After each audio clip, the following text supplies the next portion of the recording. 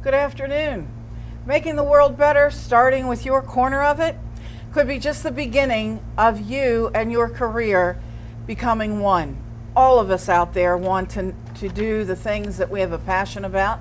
And here at the Springfield College Forum, that's a part of Springfield College Wilmington campus, in the Nemours building on the 5th floor at 1007 North Orange Street, we're the place for you. We can help you make the world a better place.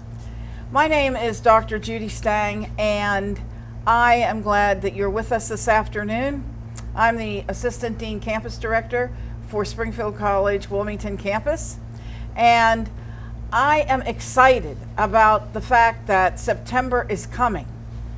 And September is coming, and it's a time when we're going into the last quarter of the year, and you could take some steps to be and bring a brighter new year for you. If you're thinking about finishing and continuing your education, we're the place for you. Classes are on the weekends, Saturday and Sunday, 9 to 5. Graduate courses can be 11 to 7, 8 to 11. And we also offer our courses and curriculum in a hybrid format. So we have face-to-face, and we have classes we offer online. And this is important. So on September 17th, from 10 a.m. to 2 p.m., we're having an open house, and you're invited. So think about that, and at the end of the show, I'll tell you a little more about it. Well, this is Dr. Gwendolyn Sanders with me, and Dr. Sanders, I'm excited about September. How about you? Always excited about a new change. She is the president of our campus advisory board, and she is also a resource specialist, which is important if you are someone who thinks they can't do something when they can. Dr. Sanders? Thank you. I want to share with you a person who's with us today that's a very important person to us because she's a part of Springfield College now and in the future.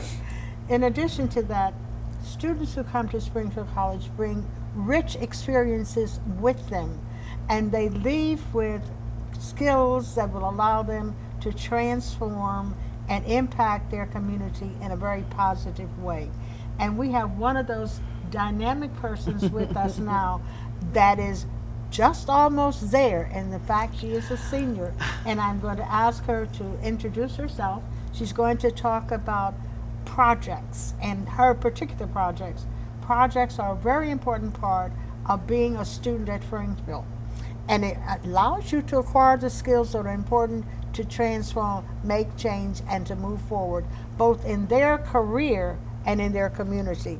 So I will ask you to introduce yourself, and my name is... Good afternoon, Dr. Stang, Dr. Sanders. My name is Salimata Linguier. I am, as Dr. Sanders said, a senior at Springfield College. I am in my final semester, so I'm very excited about that. I started just over 2 years ago and really came to Springfield after a car accident. I am a teaching artist, and theater and dance and the arts has always been a major part of my life. So after my accident, I really had to reflect and reevaluate my life and make a determination on how I was still going to be able to move forward in my career path, but have to possibly make some adjustments if I wasn't able to be on stage as much as I would like to be. But because I am also a performer and a teaching artist, just returning to school was going to give me the theory, give me the degree to be able to be more marketable in my field. And it has been a journey. It has been a journey, but projects is an opportunity for students at Springfield to collaborate and to find societal issues that we are very passionate about, and then to create and implement a program that addresses those issues. So it is a year-long process. Typically, trimester is a third of the year, but in projects, it's broken down into 3 parts. In the first component, the research is done. individuals are supposed to identify that particular topic that really needs to be addressed in our community, and to do the research and find empirical data and statistics that back up the research question that we develop. So that part of that process is learning to work in a group. Absolutely. And sometimes that can have difficulties in doing that. So you're acquiring a skill in doing that. Is that not true? Absolutely. There are a lot of students that are self-starters for a lot of reasons. We come back to school, we have our own motivation, our own determination to come and acquire what we'd like to acquire. However, life does not operate like that, and no man is an island. So I think Springfield does a really awesome job in creating opportunities for students to collaborate, for them to work on group dynamics, to figure out what strengths you have personally and how do you bring them in the context of a team. There absolutely are some bumps and bruises that are acquired along the way, but in the end result is so powerful. It really enlightens every individual member in their own particular way to figure out how we came together from various and diverse backgrounds, but had a common goal, and were able to accomplish that one particular goal. So what was your project? Well, I am only a representative of my team. There were 5 other members on our team. I was really blessed to be able to work with 5 women, Lottie Charles, Larica Curry, Gina Watson, Shadia Myers, and Carol Price was also a part of our initial team in the first trimester. Even though Carol was not able to continue with us, she was definitely with us in spirit, and just very, very thankful that her energy was a part of the development and laying the foundation for the project. So Operation S.O.S, Save Our Streets, is a juvenile delinquency prevention program. And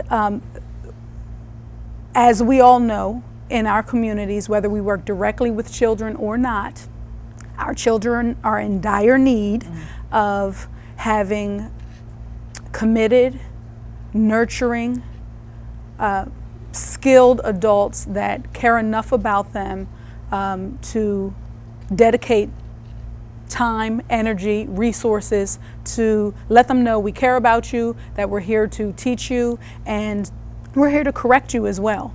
So what was your agency? Because part of the problem, part of the situation in a project is you select an agency. What was your selected agency? So what happens after we do our research in the first semester, in our second semester, we have to choose an agency in the community to facilitate our program in. So we chose the Police Athletic League on the north side of Wilmington on 3707 North Market Street. And it was interesting because the PAL was also in transition at the time. They were bringing on staff that were also wanting to address these same issues, making sure that their doors were open and that they had an embracing environment and feel for the youth in that particular area of the community. So when we first approached them, they didn't have the staff that were able to support or to advise us. But through time and just consistency and persistence, we were able to partner with an incoming pilot project that they brought on board. So Lifesavers was their version of a juvenile delinquency prevention program under the direction of Elise Durr and Michael Lewis.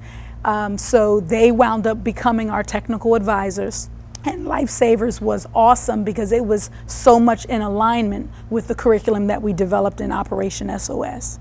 Okay, so tell us about what you've done and how you impacted. And I want for you to share with us the youth that you worked with, how they felt about it, and how you felt about what you'd accomplished. Originally, the team and I wanted to work with teenagers.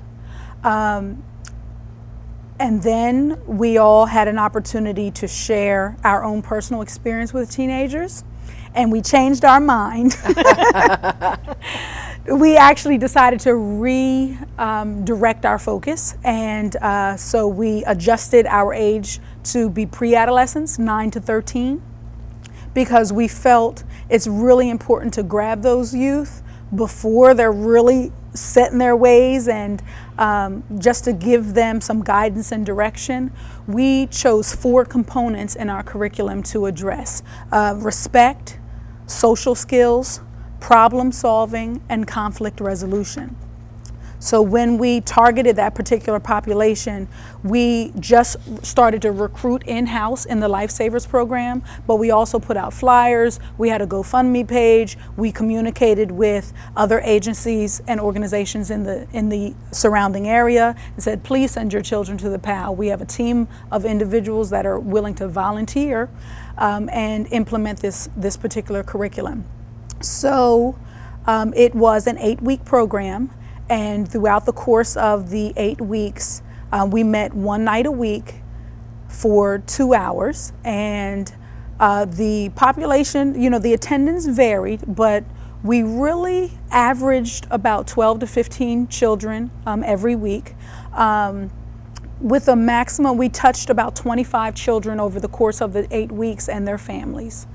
It was really important for us to have interactive, engaging dialogue and activities. We didn't want to just, preach and talk to the children after they just spent the entire day at school. We wanted to make sure that we created initiatives that would, just like projects did for us, make them work together and build trust with each other and really figure out ways to interact in a responsible, pro-social way with one another. Tell me maybe 2 or 3 things that you found out in the process of dealing with that age group.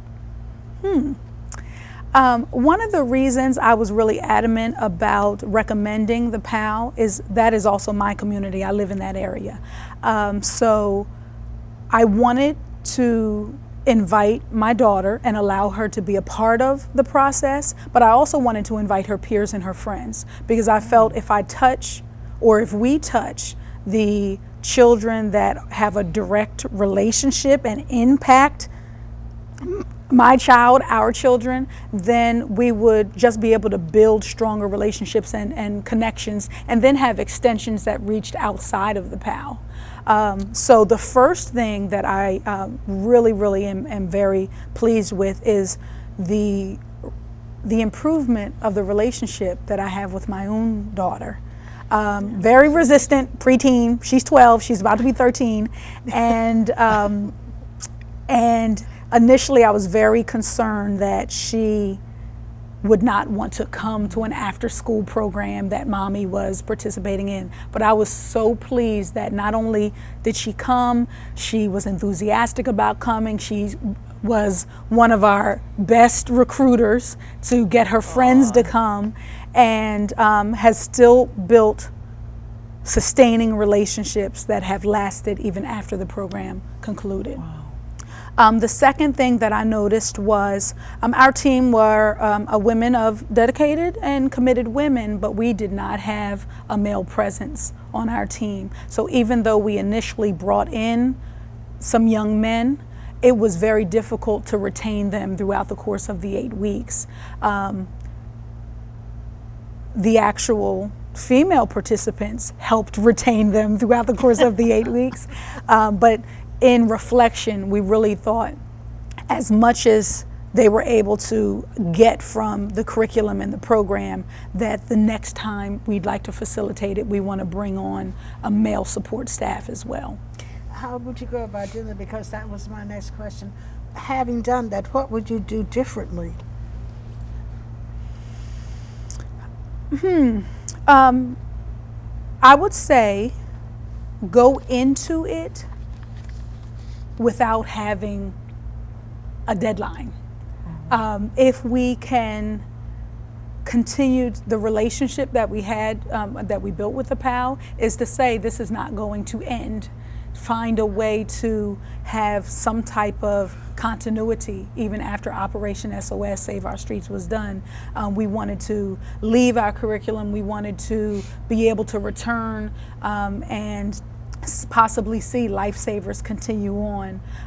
At the very end, we did have a culminating ceremony where we invited the families, and we were very, very pleased that more than half of our children's parents came. They were very excited to see their children receive the accolades, receive the certificates, receive the incentives that we gave, but more importantly, our children stood up and gave personal testimonies about what they learned, about what they and not just the skills, but like the tangible connections and relationships they made with us and their peers. And we also made them state how they were going to utilize the information when they were outside of the POUT walls, when they were in their communities, when they were in their schools. How then do you carry respect, pro-social skills, problem solving and conflict resolution skills out, into your life outside of us? It was very, very profound and very meaningful. Could you share with us like a couple of the stories like that when you said that they talked about what they had gained? Could you share with us some of that? Sure, absolutely. What I did was I brought a couple journals. What wound up happening at the end of each session, we made the students journal and reflect on what they had learned and then how they will use those things. We had one student share that she did not like working in teams because her way was always best. And that always created conflict in schools because she was constantly getting in trouble for over speaking the teacher or not giving her peers, the classmates, an opportunity to have. So one of the things that she shared was that she was going to be able to now value her peers' input, have more patience, and be able to work together in the classroom setting, which was going to then prove to herself that she was able to interact with her peers more. So you made a change in the life of one individual, expect that, but it seems to me that you made changes in the lives of each of those physicians, particularly since they all maintained their journals themselves. Now, it was like you kept some of them, but you gave it back to them. What did you do with the journals?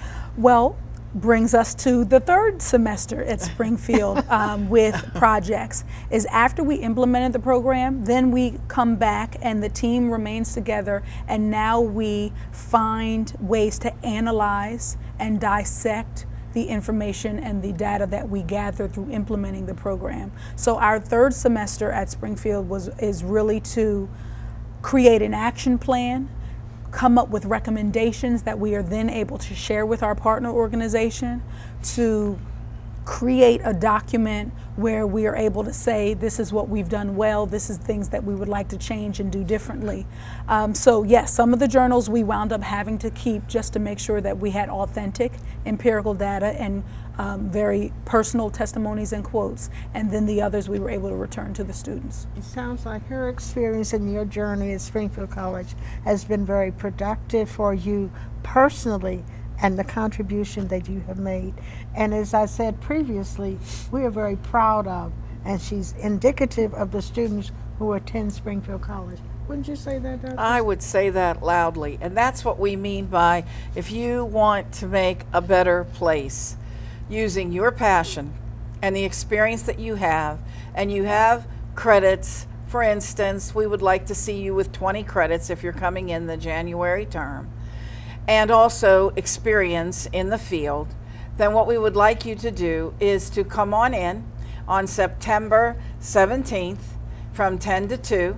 And by the way, if you call tomorrow and you leave a message, our number is 302-658-5720, and you give one of our names so that we know that you watch this show, we will waive your application fee. And I also want you to know that the project, Save Our Streets, was a project that worked in collaboration with Lifesavers. You heard that, right? Well, the gentleman who is the chief of police here in Wilmington, Delaware, is Chief Bobby Cummings. He's very supportive of our students and these kind of programs, and he's also a graduate. So you too can make a difference. Come to Springfield College, Wilmington campus. We'll be looking for you.